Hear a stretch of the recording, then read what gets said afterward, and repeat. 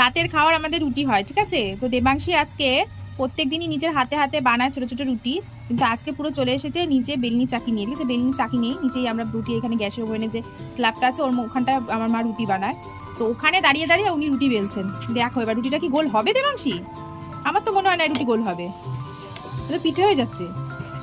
হুম, তো পিঠে হয়ে যাচ্ছে দেবাংশী। ও পিঠে এভাবে বানায় নাকি? হ্যাঁ, কখনোই না, পিঠে কখনোই এরকম ভাবে বানায় না। আমি আমি যেভাবে পিঠে বানাই সেভাবেই করার চেষ্টা করি। দেখো এটা বলে পিঠে হবে? কি পিঠে? রুটির পিঠে? রুটির পিঠে? দেখো রাখো, এখানে রাখো। বেল নালে কি করে দেখবে বন্ধুরা? রুটি তো গোল হচ্ছে না, না হবে মনে হচ্ছে, জানো তো।